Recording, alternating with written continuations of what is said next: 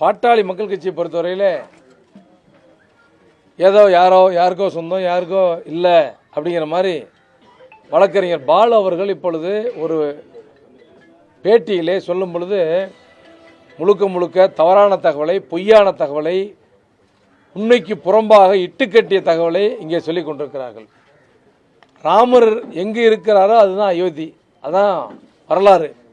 அந்த அடிப்படையில் மருத்துவர் ஐயா அவர்கள் எங்கே இருக்கிறாரோ அதுதான் பாட்டாளி மக்கள் கட்சி, அங்கே தான் வன்னியர் சங்கம்.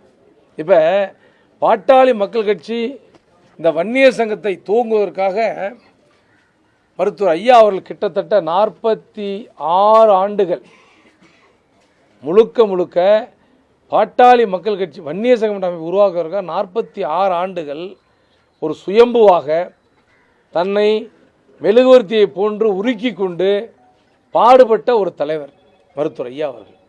அப்படிப்பட்ட மருத்துவர் ஐயா அவர்களை அவரிடத்திலிருந்து கட்சியை பிடுங்கக்கூடிய நோக்கத்தோடு, அதாவது ஏதாச்சும் ஒன்று சொல்லி பொய்யான வார்த்தைகளை சொல்லி அவரிடத்திலிருந்து இந்த கட்சியும் வன்னிய மக்களையும் பிரிச்சிடலான்னு சொல்லி எவ்வளவோ கடுமையான முயற்சிகளை ஒரு குழு செய்து கொண்டிருக்கிறது. நீங்கள்லாம் நம்ம பார்த்துட்டு இருக்கிறோம். என்னை பொறுத்தவரையில் மருத்துவர் ஐயா அவர்கள் இந்த இயக்கத்தை துவங்கி 21 உயிர்களை பலி கொடுத்து தன்னுடைய வாழ்வை அர்ப்பணித்து வாழ்ந்தவர் என்பது உங்களுக்கெல்லாம் தெரியும்.